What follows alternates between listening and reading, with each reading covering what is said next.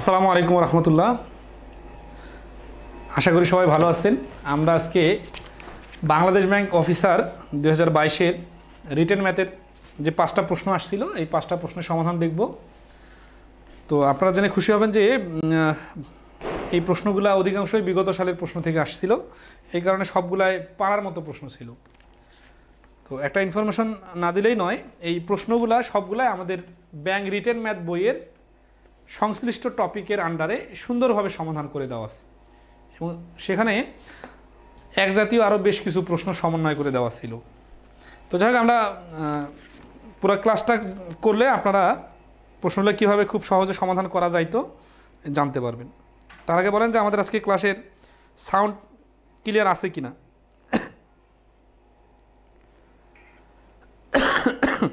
ক্লাসটা আপনারা একটু শেয়ার করে দিবেন।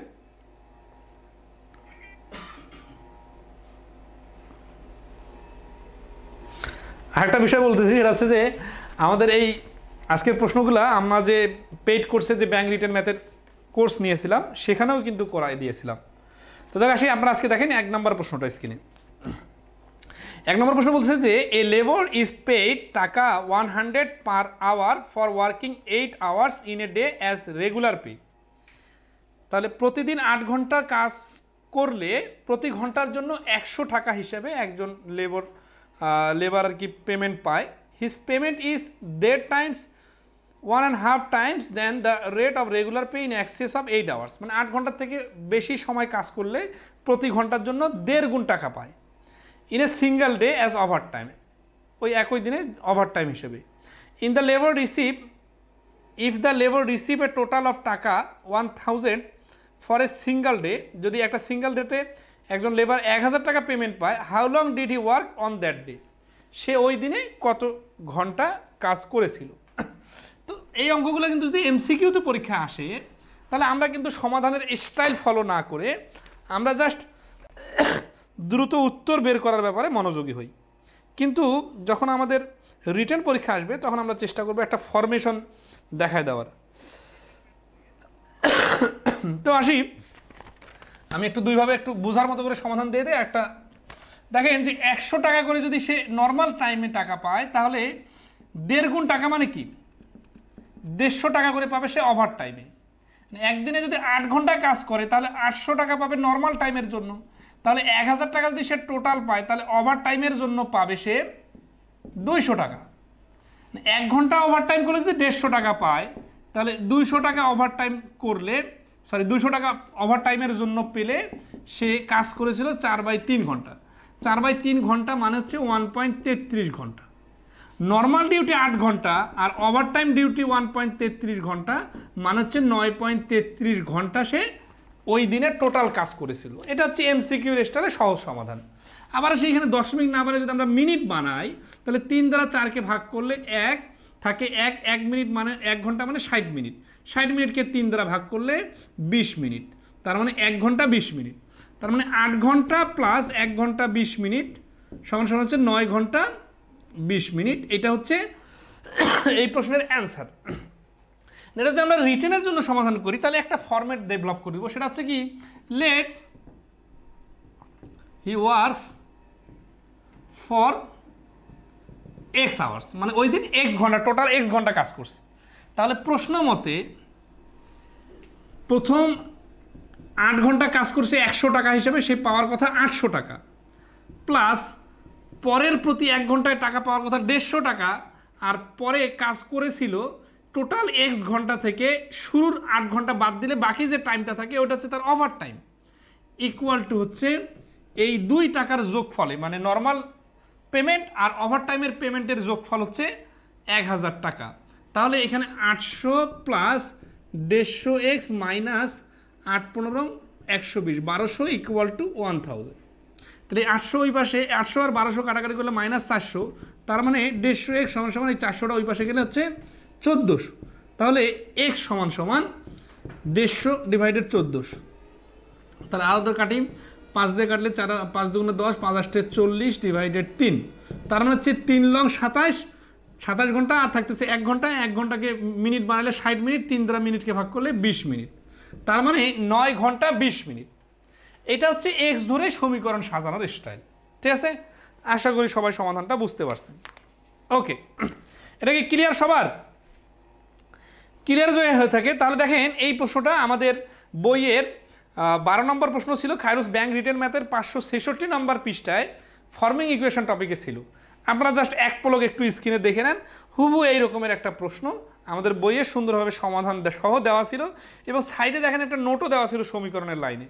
ঠিক আছে, এখানে জাস্ট হচ্ছে যে 5 দিনে 8 ঘন্টা করে কাজ করলে প্রতিদিন 2 টাকা 40 পয়সা করে পায়, আর ওভার টাইমের জন্য 3 টাকা 20 পয়সা করে পায়। 4 সপ্তাহে 432 টাকা পেলে কত ঘন্টা কাজ করেছিল? হুবহু একই টাইপের প্রশ্ন।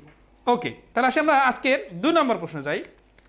এটা একটা ফ্র্যাকশনের প্রশ্ন, ফ্র্যাকশন টপিক থেকে আসছিল, এর আগে ওই প্রশ্নটা আসছিল। বলছে যে in a certain office 1/3 of workers are women, 1/3 মহিলা, half of the women are married, মহিলাদের অর্ধেক হচ্ছে বিবাহিত, and 1/3 of the married women have children, এবং বিবাহিত মহিলাদের 1/3 সন্তান আছে। If 3/4 of the men are married, যদি 3/4 ম্যান ম্যারিড হয়, and 2/3 of the married man have children, যদি 2/3 চিলড্রেন থাকে, what part of the workers are without children, কত অংশের বাচ্চা নেই। ঠিক আছে, আচ্ছা, তাহলে এখানে কিন্তু দুইটা পার্ট দুটো কি, এক পাশে হচ্ছে ওমেনের পার্ট আর এক পাশে হচ্ছে ম্যানের পার্ট। তো আমরা দুটা পার্টকে ভেঙে ভেঙে করবো, শেষের দিকে এসে মিলাই দিব। ঠিক আছে, ধরেন আসি আমরা হচ্ছে এটা জাস্ট বোঝায় লেখার জন্য চিত্র আকার গ্রাফ আকারে লিখতেছি, কিন্তু আপনি বুঝে গেলে তখন ইচ্ছা মতো সমন্বয় করে নিতে পারবেন। ধরেন হচ্ছে ওয়ার্কার্স, ওমেনের কথা আগে বলছে এই জন্য ওমেন, আর এই পাশে হচ্ছে ম্যান। এখন ধরেন ফ্র্যাকশন আকারে দেওয়া আছে, তো তাহলে আমরা ওয়ার্কার্স যদি টোটাল এক্স ধরি, এই এক্স ওয়ার্কারে আর কি ওমেন আর মেনে কনভার্ট হয়ে যাবে। 1/3 of the workers are women, তার মানে x/3 এরা হচ্ছে ওমেন, আর ম্যান তাহলে কত হবে, যেহেতু টোটাল এক্স এর মধ্যে x/3, তাহলে ওয়ার্কার হবে ম্যান হবে x মাইনাস x/3, তার মানে হচ্ছে 2x/3, এটা হচ্ছে ম্যানের সংখ্যা। এরপরে কি বলছে, half of the man R married, তাহলে এরা ওম্যান আর ম্যারিড ওম্যান কত হচ্ছে, এগুলো যা সাইডে সাইডে লিখলেও হয়ে যাবে। ম্যারিড ওম্যান হচ্ছে এই যতগুলা ওমেন আছে এর আবার হাফ, তার মানে x/6, ওইটা আমরা পরে আসতেছি। তারপরে কি বলতেছে, and 1/3 of the married women have children, তাহলে married plus women plus children just লিখে দিলে হয়ে যাবে। তাহলে x/6 গুণন 1/3, তার মানে হচ্ছে x/18, তাহলে এদের হচ্ছে চিলড্রেন আছে। আর মেনদের কথা কি বলছে পরবর্তীতে, বলছে if 3/4 of the men are married, তাহলে এই যে ম্যারিড ম্যান হচ্ছে 3/4, কার 3/4, 2x/3 গুণন 3/4, কাটাকাটি করলে হচ্ছে x/2, এরা হচ্ছে ম্যারিড ম্যান। এরপরে বলতেছে যে 2/3 of the married man have children, এই যে ম্যারিড ম্যান যারা আছে এদের আবার 2/3 চিলড্রেন আছে। তাহলে 2/3 যদি চিলড্রেন থাকে, তাহলে married plus man plus children আছে সমান সমান x/2 ইন্টু 2/3, 2 কাটাকাটি করলে x/3, এদের হচ্ছে চিলড্রেন আছে। আচ্ছা, এখন দেখেন এরা হচ্ছে চিলড্রেনওয়ালা ওম্যান, এরা হচ্ছে চিলড্রেনওয়ালা ম্যান, তাহলে টোটাল ওয়ার্কার্স মানে ম্যান ওম্যান যেহেতু উভয়টাকে আমরা নিব, হ্যাভ চিলড্রেন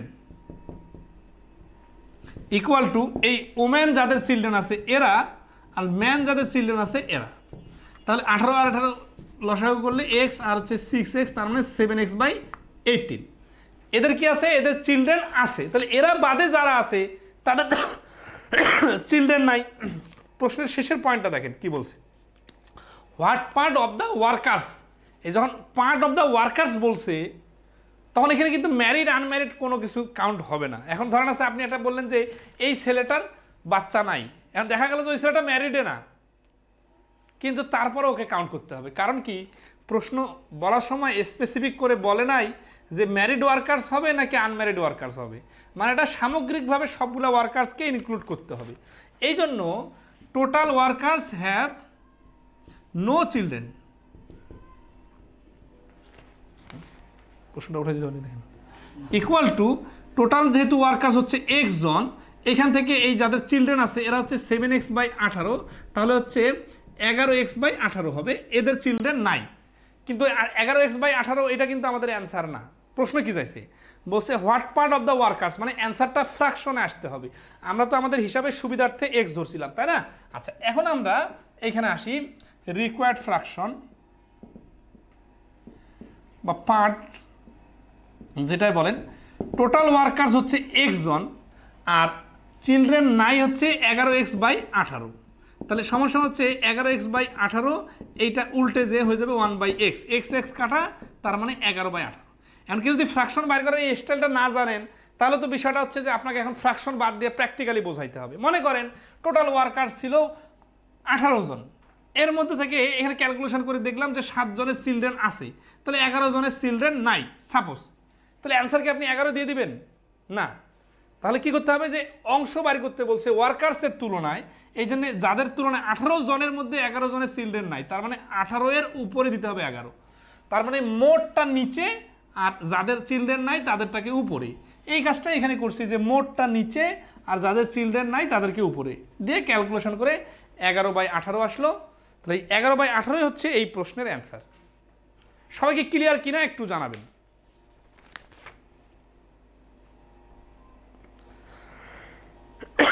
আচ্ছা, দেখেন এই প্রশ্নটা আমাদের বইয়ের ব্যাংক রিটেন ম্যাথ বইয়ের 40 নম্বর পৃষ্ঠায় ফ্র্যাকশন অধ্যায়ে হুবহু আছে, কারণ এই প্রশ্নটা জনতা ব্যাংকের ইও 2017-তে আসছিল, ঠিক আছে?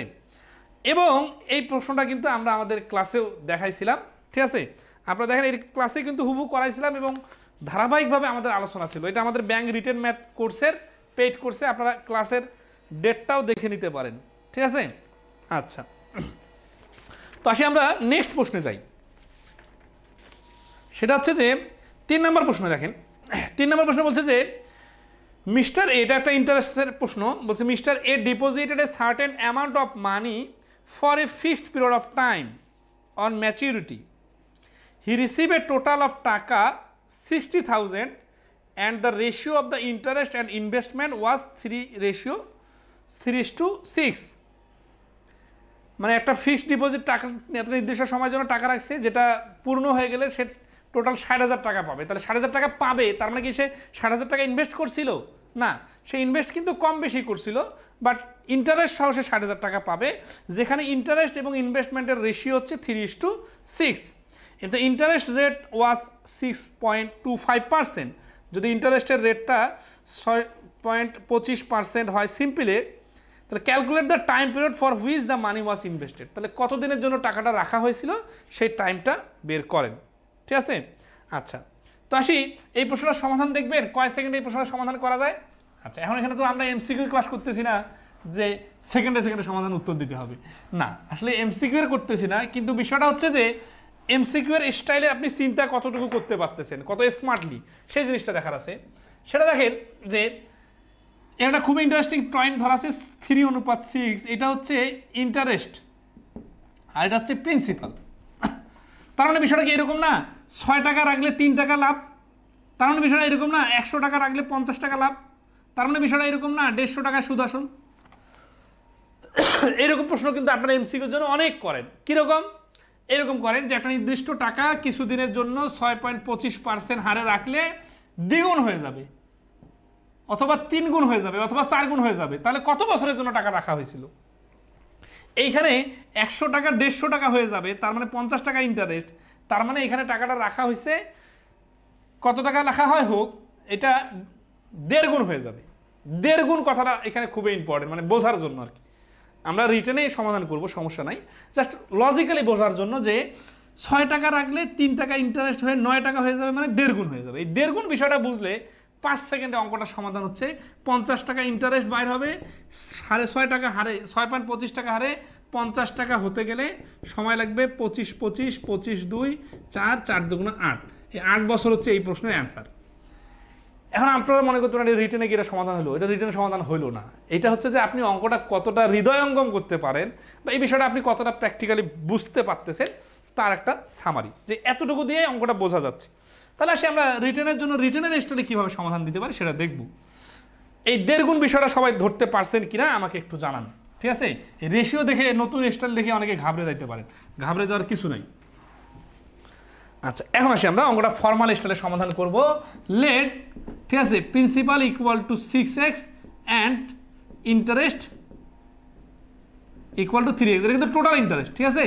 আচ্ছা, এখন আমাদেরকে বাইর করতে হবে কি, আমাদেরকে বাইর করতে হবে টাইম, তাই না? উই নো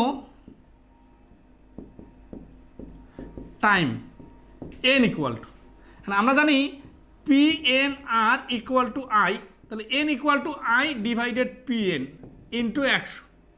তাহলে এই যে n এর মানটা আমরা বসানোর সময় কি করব, এই যে পি ইন্টু আর, আর উপরে হচ্ছে ইন্টারেস্ট ইন্টু 100। লাভ ক্ষতির ইন্টারেস্টের অঙ্ক কিন্তু সূত্র দিয়ে করা যায়, আবার লিখে লিখেও করা যাবে, সমস্যা নাই। এখন দেখেন এখানে প্রিন্সিপাল হচ্ছে 6x, ইন্টারেস্টের রেট হচ্ছে 6.25%, টোটাল ইন্টারেস্ট হচ্ছে 3x, আর 100 হচ্ছে সূত্রের 100। তাহলে এই x কাটা 3 দুগুণা 6, 2 দিয়ে 100কে কাটলে 50। ওই যে আমি 50কে 6.25 দিয়ে ভাগ করছিলাম না, দেখেন এটাই কিন্তু এখানেও চলে আসছে। 50কে 6.25 দিয়ে ভাগ করলে 8 হয়, এই 8ই হচ্ছে অ্যান্সার। এখন আপনাদের অনেকে বলতে পারেন 60,000 টাকাটার কি হবে? তাহলে 60,000 টাকাটাকে নিয়ে কাজ করলে যা, এই রেশিওর 6x আর 3x নিয়ে কাজ করলে তা।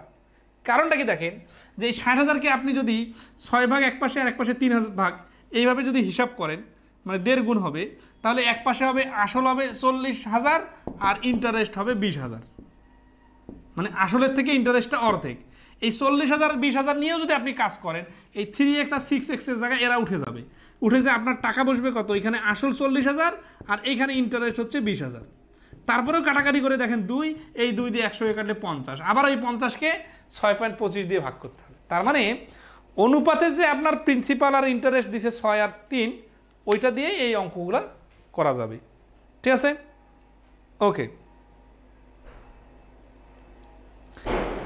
সবাইকে ক্লিয়ার কিনা দেখেন। আচ্ছা, যদি ক্লিয়ার হয়ে থাকেন, এখন দেখেন এই অঙ্কটা আমাদের খায়রুস ব্যাংক রিটার্ন ম্যাথ বইয়ের 342 নম্বর পৃষ্ঠায় 26 নম্বর অঙ্ক।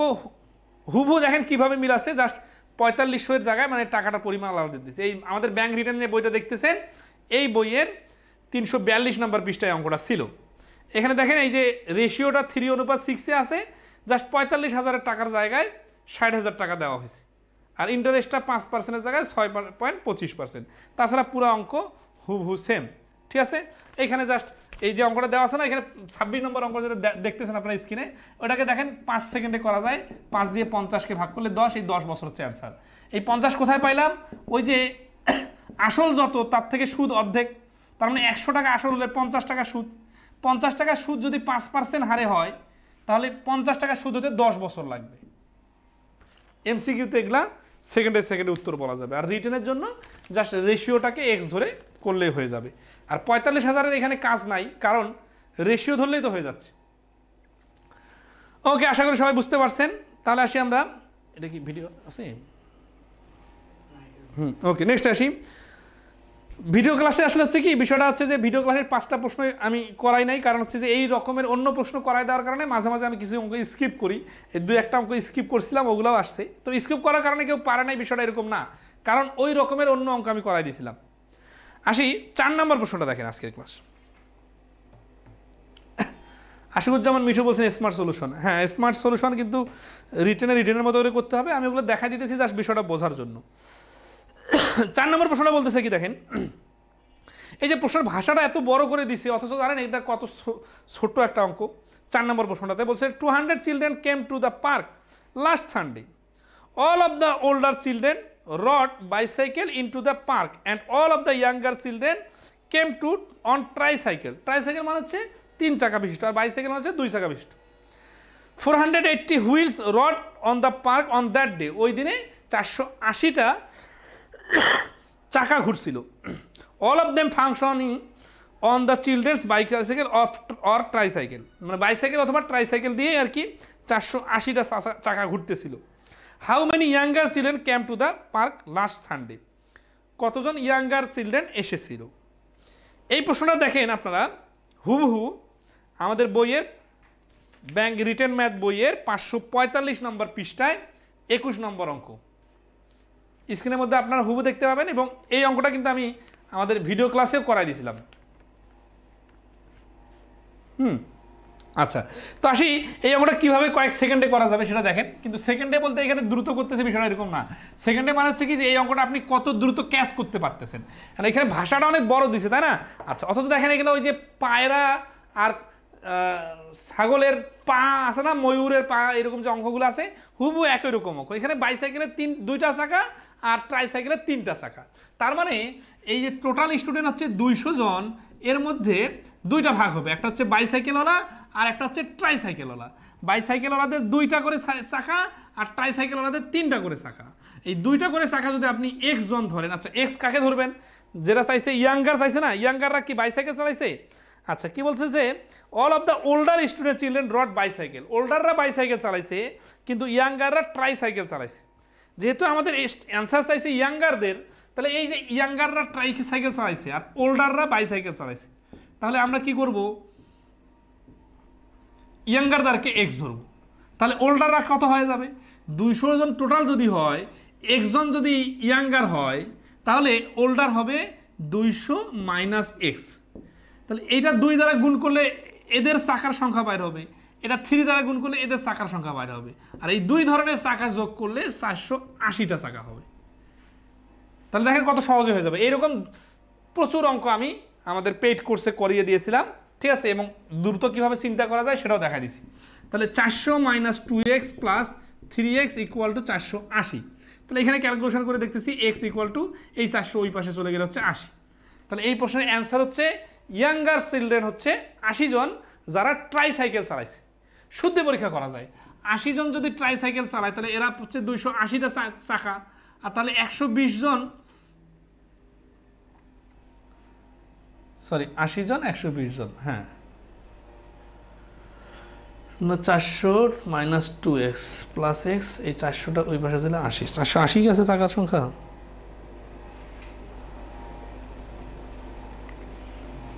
ঠিক আছে।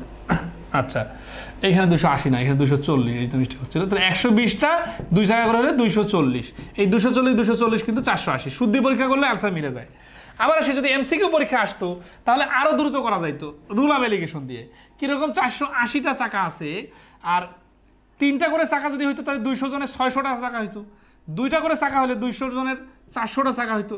400 আর 480 বিয়োগ করলে 80, আর এই পাশে 120। যেহেতু এই 3 চাকাওয়ালার প্রশ্নটা চাইছে অ্যান্সার, তাহলে এটার অ্যান্সার হবে 80 জন। এগুলো এমসিকিউ ক্লাস যারা আমাদের দেখেন নিয়মিত তারা এগুলো পারবেন। তাহলে এই প্রশ্নটার অ্যান্সার হচ্ছে ইয়াঙ্গার স্টুডেন্ট চিলড্রেন হচ্ছে 80 জন, ঠিক আছে? আচ্ছা, ওকে, নেক্সটে আসি লাস্ট ওয়ান অঙ্ক। এগুলো খুবই সহজ প্রশ্ন ছিল। 5 নম্বর প্রশ্নটা দেখেন, এটা জ্যামিতির একটা প্রশ্ন। বলতেছে যে the length and wide of a garden is 600 metre and 20 meter respectively. Inside the garden there is a 5 meter wide path around it. What is the area of the path in a square meter? তো এই ধরনের প্রশ্নগুলোতে আপনারা সবাই জানেন যে একটা বাগানের ভেতরে 5 মিটার চওড়া রাস্তা আছে, ভেতরে রাস্তা থাকলে রাস্তাটা বাদ দিয়ে হিসাব করতে হয়। তো চিত্র আট করলে বুঝবেন। ধরা আছে যে এটা একটা বাগানের দৈর্ঘ্য প্রস্থ, বাগানের দৈর্ঘ্য 60, প্রস্থ 40। আর যখন আমি বাগানের ভেতরে রাস্তা থাকবে তখন রাস্তাগুলো বাদ দিলে বাগানটা একটু ছোট হয়ে যাবে। তাহলে এই ছোট বাগানের দৈর্ঘ্য কত হবে? এই পাশ থেকেও 5, এই পাশ থেকে 5 কমে আসলে প্রস্থটা হয়ে যাবে 30, আর দৈর্ঘ্যটা 5 করে কমে আসলে হয়ে যাবে 50। তার মানে এই ছোট বর্গটার ক্ষেত্রফল হচ্ছে 30 গুণন 50 সমান 1500, আর এই বড় বর্গটার ক্ষেত্রফল হচ্ছে 2400। তাহলে এই রাস্তাটার ক্ষেত্রফল কত হবে? 2400 থেকে 1500 বাদ দিলে হচ্ছে 700, সরি 424,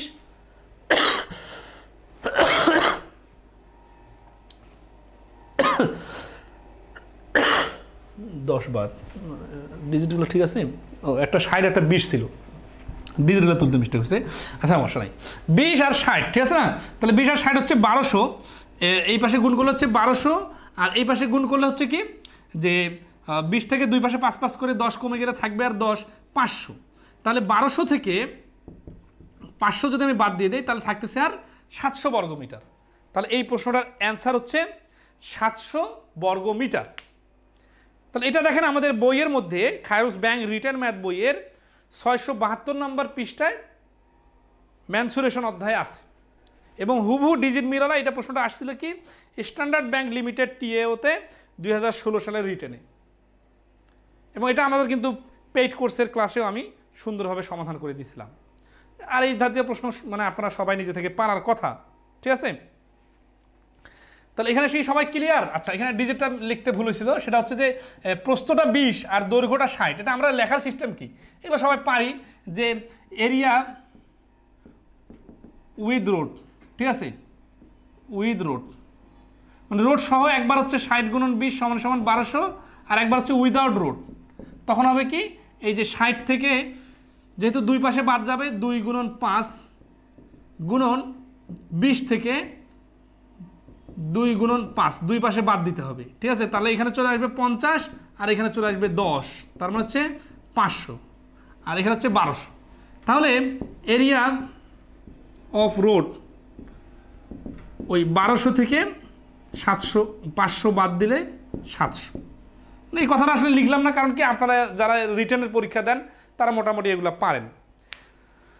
তো এই হলো আজকে বাংলাদেশ ব্যাংকের অফিসারের প্রশ্ন। দেখেন এখন আপনারাই বলেন তো, যে কেউ যদি 5টা প্রশ্নের উত্তর দিতে না পারে তাহলে তো সে অনেক পিছায় পড়বে, তাই না? কারণ এখানে তো 5টা প্রশ্নই পারার মতো ছিল। তারপরে যাদের দুর্বলতা আছে বা প্র্যাকটিস করার ঘাটতি আছে তারা আমাদের এই ব্যাংক রিটেন ম্যাথ বইটা দ্রুত সংগ্রহ করে পড়ে নিতে পারেন, কারণ এখানে টপিক ওয়াইজ প্রত্যেকটা টপিকের যথেষ্ট ম্যাথ সুন্দরভাবে সমন্বয় করে সাজায় দেওয়া আছে। বইটা মার্কেটে সারা দেশে পাওয়া যাচ্ছে। আর কারো যদি এই কঠিন ম্যাথগুলা নিজে নিজে সমাধান করতে কষ্ট হয়ে যায়, টিচারের হেল্প প্রয়োজন হয়, অথবা টপিক ওয়াইজ প্রত্যেকটা টপিক ক্লিয়ার করে নেওয়ার প্রয়োজন মনে করেন, তাহলে আমাদের ব্যাংক রিটেন কোর্সটাতে ভর্তি হতে পারেন। এই বইয়ের সবগুলা ম্যাথ আমাদের ব্যাংক রিটেন ম্যাথ বইয়ে কোর্সে শেষ করে দেওয়া হয়েছে। তো এই ব্যাপারে আমাদের ফেসবুক পেজ আছে খায়রুলস ম্যাথ, লিখে সার্চ দিলে আপনারা পাবেন। আর 1.5 লক্ষর উপরে আমাদের ফলোয়ার আছে আমাদের পেজটাতে, KM লোগো দেখা। এই পেজে আমাদের ভর্তি সংক্রান্ত যাবতীয় তথ্য পাবেন, প্রয়োজনে আপনারা ইনবক্সে নক করতে পারেন। তো আজকে এই পর্যন্তই, ভালো থাকবেন সবাই, শুভরাত্রি।